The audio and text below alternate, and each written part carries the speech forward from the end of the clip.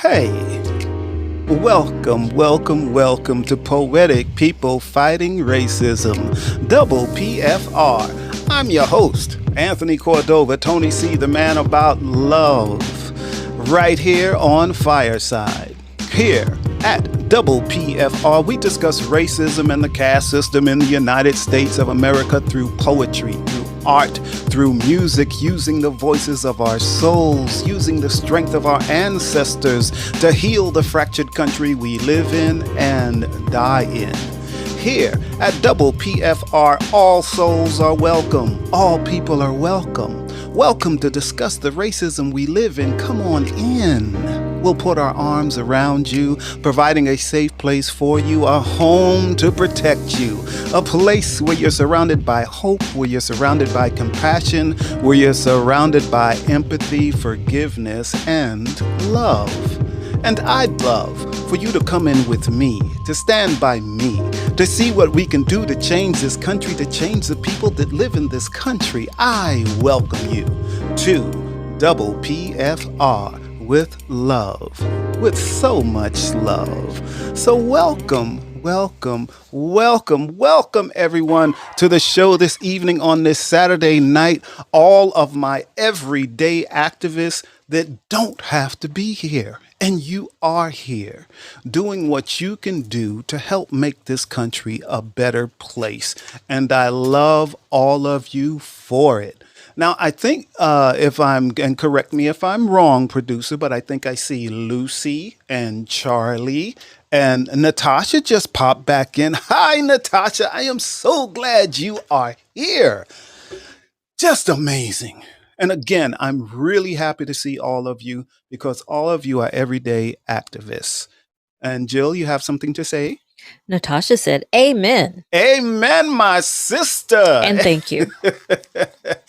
Amen. Yeah, even though the show is about racism and the caste system and all of the bad stuff that's going on in this country, I really believe it to be about love and learning to talk to each other. So at any time during this show, whatever I do, whatever I say, feel free to hit that ask button and ask a question or request to be on the stage. And if you have a comment you want to say right on the stage, I would love to hear that. I really would. I also want to let you all know that I have a website. I do. I have a website and it's called knowtoBeStill.com. KnowtoBeStill.com. And that's KNOW number 2 letter B still.com. Or you can just hit the little fortune cookie you see on your screen with the little scroll across it, and it will give you all of my information for the website and everything else I do. So you check out my website, you'll see what other shows I have and what services I have and all of that. So please, when you get a chance, do that. Check me out. See who I am. Learn some more about me, which would be cool. I do want to thank Fireside before we get started for providing this amazing platform we have to be able to do a show like this at all. Because other places I might try to get, they might shut me down, but who knows? Who knows? Who knows? So if this is your first time to the show, I usually do about one poem a week that has something to do with racism, or actually one poem every other week because I do the show every other week because it's a heavy subject, even for me. So I'm going to do that tonight. Tonight, the episode is called Can We See? Can We See? And ironically, the poem I'm going to do tonight is just called See. But I'm not going to do that just yet. Not just yet, but soon. Real soon, real soon, I'm going to do that. Before I get started, uh, I, I I want you all to feel really free here. If you're a poet and or an artist, if you paint, if you're a musician, whatever it is you do that's creative, or if you have a voice, or if you have a question about racism in the United States, something that maybe you were afraid to ask me. You will not receive any hostility from me. Okay.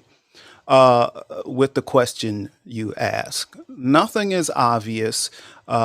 If we don't speak to each other, we can't learn about each other.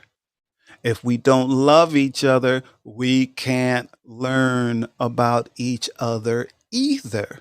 So it's really something that I encourage. And if you have any friends or enemies, send them to this show so we can have a conversation, which would be really cool. Now, Jill, do we have any comments or questions in the audience? Which is no. I got a quick no on that. I think I did all the housekeeping, so I'm going to get to the poem. Tonight, it's called "See," and it's a short poem. Well, short for me. It's probably about a minute and 40 seconds or so, and it's called "See." So I'm going to cue up some music, and we will get into it.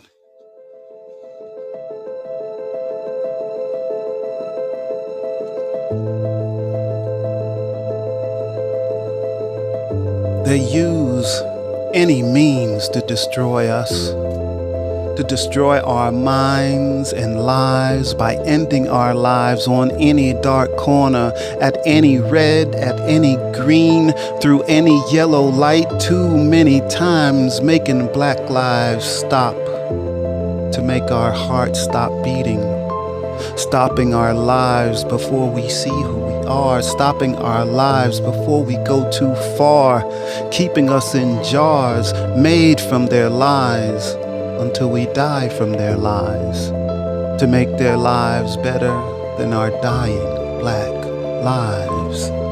See, they hate us, and they hate you. See, the blue and white eyes, they really do hate you just for being a black man, just for being a black woman, just for being a black child, just for being anyone different than them, just for being a color other than them, just for being other, just for being one of the other in this country of lies, just for having open eyes, for not believing their lies, just for being you, just for being us, for being the person you could be, for being the people we should be.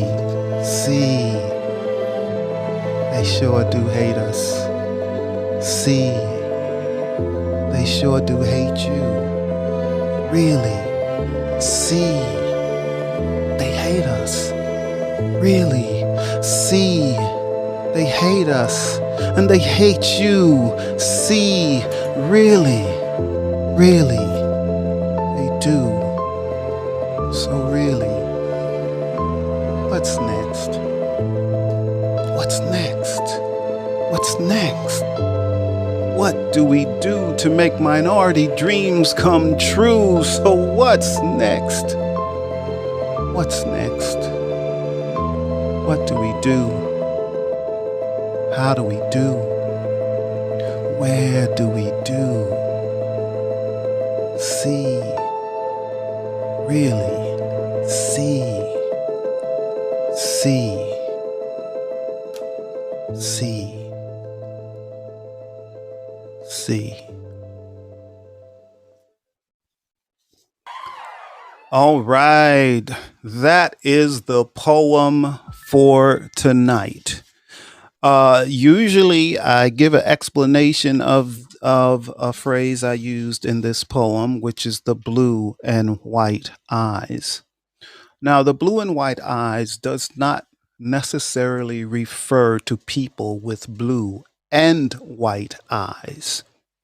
It refers to people that believe the European blood running through their veins them pure, makes them pure, makes them better than anyone else with color in their skin.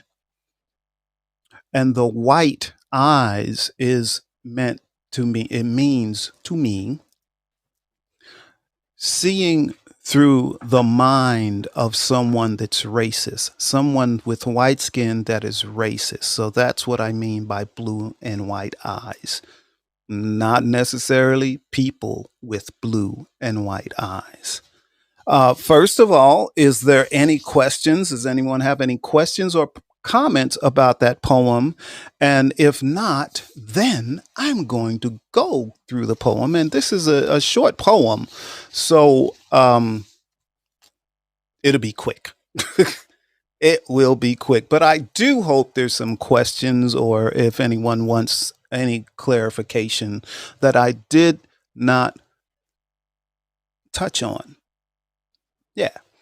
So the first line in this poem is they use any means to destroy us.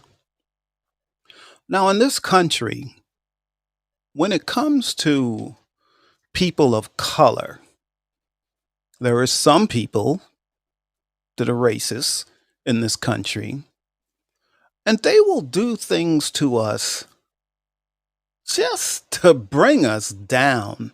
We may not have done anything to them. So when it comes to business, I've had it happen to me many times in business because I've worked for myself most of my life, where someone would not even acknowledge that I was in the room when it came to getting a contract or getting awarded a contract or for another job. There have been people that looked at me and under their breath will say the N word. Uh, Absolutely not necessary. There's no reason for it. People have asked me, I used to be in a career where I was on the road all the time. And one day someone asked me, and actually it was on the show, and I never gave it any thought before. But they asked me, how many times have I gotten pulled over? And I gave it a quick thought because no one ever asked me that before. But in my lifetime, I have probably been pulled over by an officer at least 75 times. At least 75 times. Sometimes maybe I was speeding. Okay, I get my ticket and okay. But most of the time, I wasn't speeding. I wasn't doing anything wrong. Um, but an officer can always find a reason to pull over any vehicle, no matter who's driving. There's always a reason you can find a reason to pull over a vehicle. But yeah, most times, no. I've had my vehicle searched several times. I've had my vehicle searched and was made to sit on a curb around the corner from my house on a busy street where everyone could just look at me, like I'm a criminal. And I didn't do anything wrong, and I was detained for probably 45 minutes and humiliated. And then, as everyone says, well, have a nice day. And that's how it goes. But no reason to be pulled over. So these are the things that happen to us. So that's what I mean. They'll use any way and just to any reason to destroy us. So when you're looking for something, and you're looking to find something that you can charge a person with or to get them react in a certain way, uh, officers are very good at doing that if that's what they want to do. That's the point. If that's what they want to do. So when I skip down two lines, when I get into on any dark corner, at any red, at any green, through any yellow light. So if a cop wants to pull you over and you go through this yellow light, he's going to pull you over and say you ran a red light. It's just the way it happens. And then that can escalate, escalate. Oh, I can't speak tonight. Into something else. I go into stopping our lives before we see who we are. So we have many young men and women and old men and old women that are dead before they even get a chance to uh, live their life. And the question is, well, why is that? You know, people will say, well, if you weren't doing anything wrong, nothing would happen. Not true. Not true. Not true at all. We have many cases where someone was doing something wrong. There was a case here in Atlanta where a man was driving under the influence and he got pulled over at a Wendy's and he got scared. He got scared. And mind you, he was only a few blocks away from his house. And he got scared and he ran. And he got shot in the back and killed. He didn't have any weapons. Oh, yeah, they did say that he went for the officer's tasers or taser. Who knows? Maybe did, maybe it didn't, but it was a taser. The man was 9-10 feet away from them with his back turned to them when he was shot in the back. Was that necessary? The officer would probably say yes. I would say no. And was it necessary for multiple shots? Yeah. Also, I would say no. But, I grew up with a lot of cops. I know a lot of cops. And I understand, adrenaline and being scared of the situation. But it wasn't like the man was going to run to China. Okay. They had his driver's license. They had his car. They know where he lives. Did he have to be shot in the back multiple times? I would say not. And would that have happened to someone that was not of color? Probably not. Probably. It could happen to someone that is white, but probably not the same situation. So, that's kind of what happens to people of color in this country. And I'm not just saying black people, but Asian people too. We've had an incident here in the Atlanta area, which this is where I live. I live in Metro Atlanta, where, um, a white male was having a bad day. So he decided to go to Asian massage parlors and just start killing Asian women. And I believe he killed one or two Asian men also. Um, but he was just having the cops, the white cops said, oh, yeah, he's just having a bad day. Having a bad day. Let's kill a bunch of innocent people. Really? Really, let's think about this. That the officer could even say that shows that he gave the Asian lives no value. No value. It wasn't, oh, it's a horrible thing this man has done. No, he's just having a bad day. No big deal. Because they were Asian people. Uh, so when I say, and the word I hate, or hate, I really dislike that word. I believe it's an awful thing to say when you hate someone, just hate. So I give that word a lot of weight uh, when I use it, because I don't really use it. I use it in a poem, but on an everyday basis, just talking, I will not say I hate that person. Excuse me. I won't do it because it's such a strong word. Hate is such a strong word. It's it's like, to me, one of the worst four-letter words. Hate.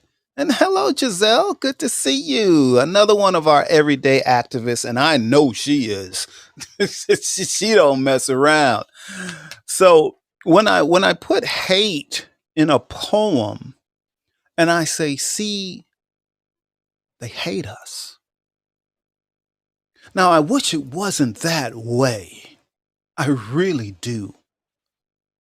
But some people just hate us.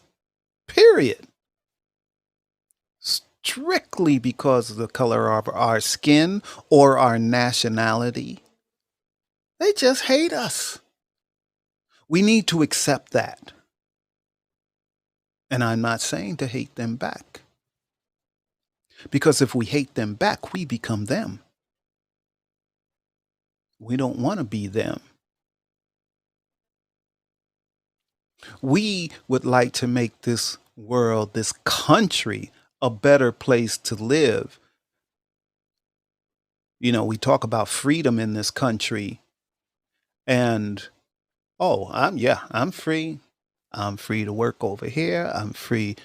Well, I'm not free, really, truly free to move wherever I wish, because I might get a cross burned on my lawn. But even in the neighborhood I live in, I have had several times when I've had racial slurs, uh, sent in my direction for doing nothing, for driving my car, for walking, for riding my bicycle, for no reason other than I'm black. But I still don't hate them. I really feel bad for them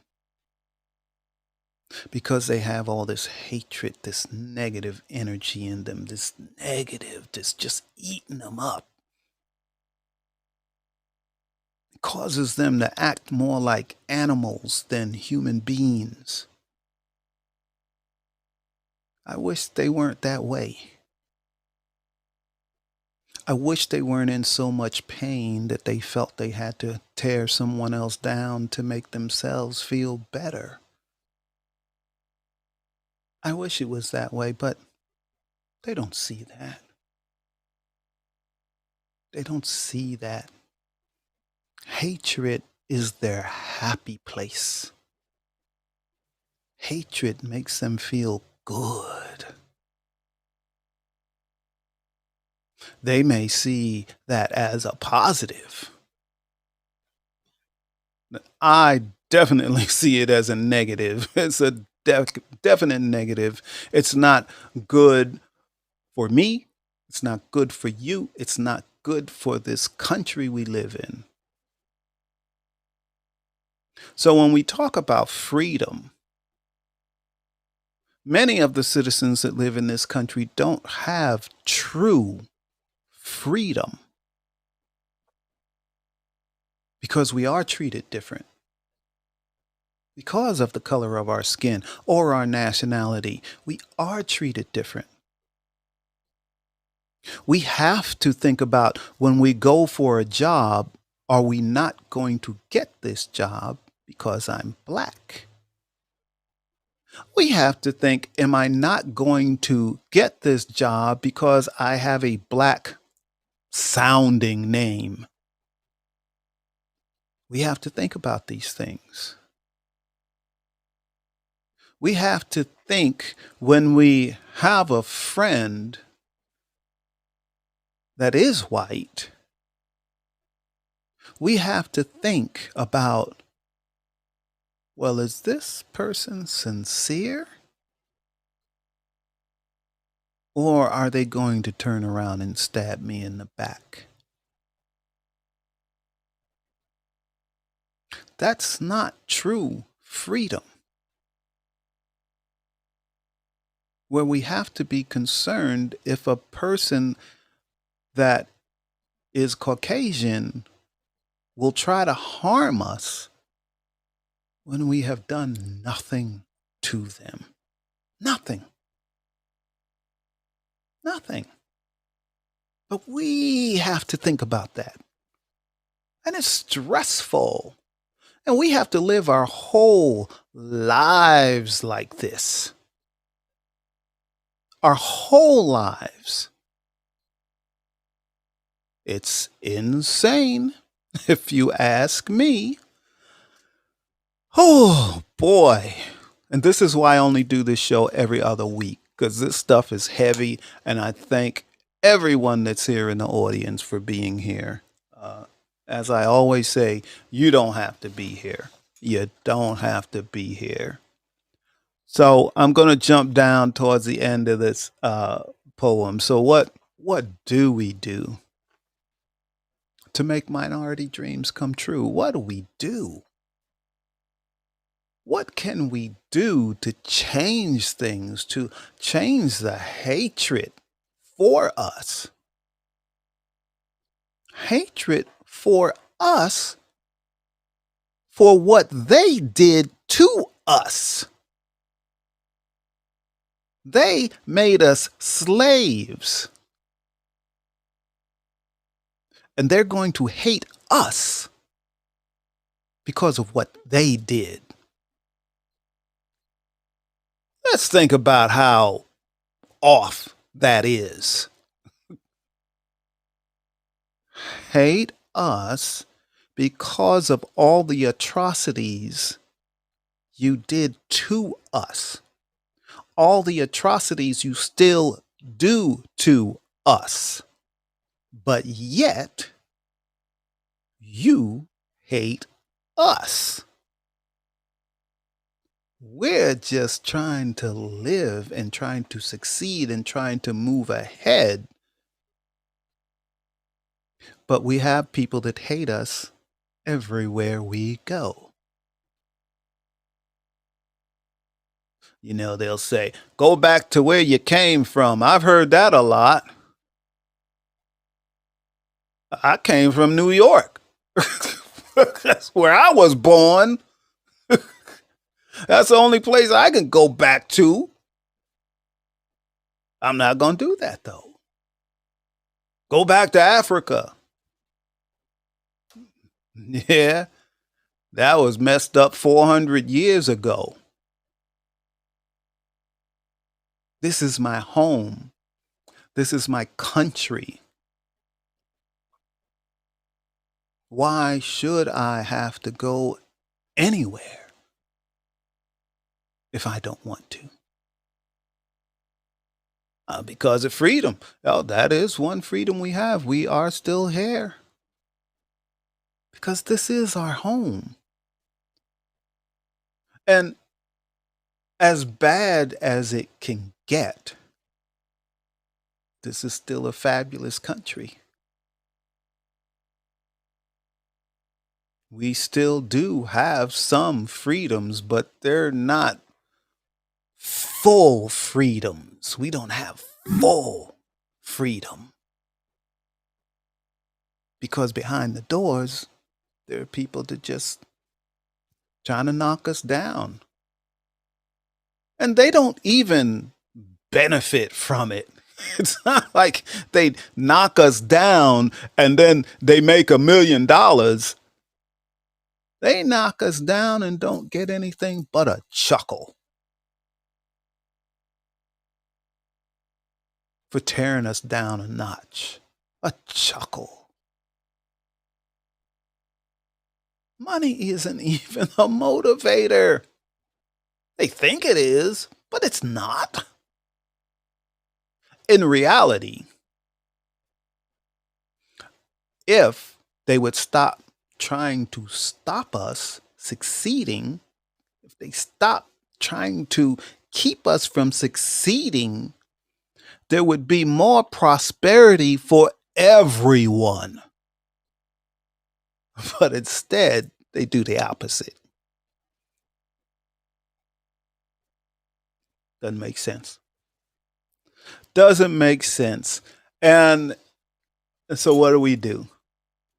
Question is, what do we do to make minority dreams come true? We just keep doing what we do. They keep trying to knock us down. We keep getting back up. We keep getting our education. We keep growing smarter and stronger the longer they try to take us down. This is what we do. We've been doing this for over 400 years. You think you're going to stop us now? It ain't happening. We're going to keep on coming. And we're going to keep on growing. So it's happening. The more things they do to us, the more laws they create to take the rights we have gained already from us. We just speak louder. We don't have the time to be complacent. And Jill, my producer, does someone have a comment or a question? Yes, Charlie wrote, "We will always be strong." Yes, we will. We are resilient. Thank you for that, Charlie. We are very resilient. We have always lived this way. There's not one of us in this country that has not always lived this way for generation upon generation upon generation. And so often we hear, oh, why do y'all keep bringing it up? Why don't you just leave the past in the past? Why don't you just leave the Bible in the past? Listen, people need to understand that what is being done to us, what has been done to us, and what is still being done to us is of biblical proportion. Biblical proportion. And you can read about it in the Bible right now. So it's not just this simple thing. Oh, yeah, y'all used to be slaves, big deal. Just because you may not have been alive that during then, maybe it was your great-grandparents, your great-great-grandparents. But what people don't understand is when a race of people inflict so much pain on another race of people, an innocent race of people, it doesn't go away. It doesn't. You all have heard, the meek will inherit the earth. Why do you think that is?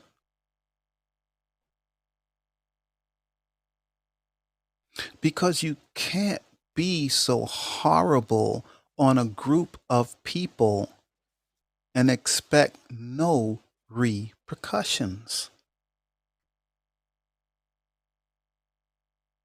It's going to happen. Maybe not in your lifetime. Maybe in your grandchildren's lifetimes or your great grandchildren's lifetimes. I don't know. But we are responsible for what we do. We are responsible for the evil we do as a race of people.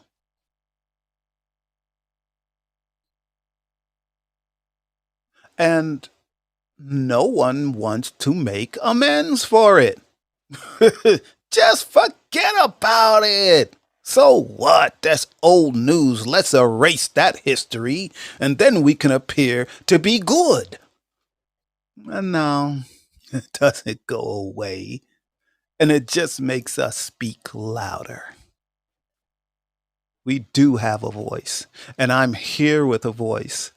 And that's why I thank Fireside, because I haven't been shut down yet. I might get shut down after tonight, but I will have done my part in being an everyday activist. So that's what I do. I do my part. All of us can do something. So even if all you do is say, hey, I watch Poetic People Fighting Racism, and Tony was on a rant and he was telling it, great. That's good. We got to talk. We can't just keep getting along to get along. We all have a responsibility. And being here on this show is part of your responsibility. So come and keep on coming. I love to see you every time you are here. So, Jill, if I don't have any comments or questions, I'm going to get out of this show tonight. I was trying to keep it down to 30 minutes. I believe I'm at 38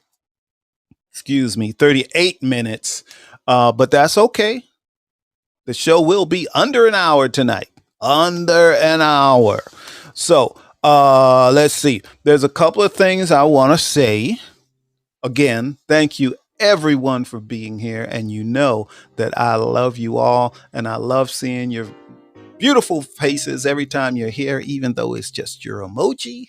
I'm still happy with it. I'm happy with it. I'm happy because I can feel your love just coming through your image. So that is incredible. I got a couple of things. Remember to be an everyday activist. Remember to be love, show love, and do something different. Do something different. Doesn't matter what it is. Just do something different tomorrow. Something different. And it helps to change your life. Also, the music that's playing right now is Choral by 29 Beats. The music I played during the poem is called Deep Enigma by Icelander. That's who it is.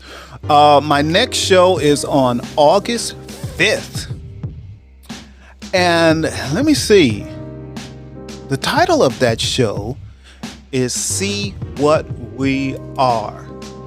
So this is talking about let's take a good look at ourselves and see what we are.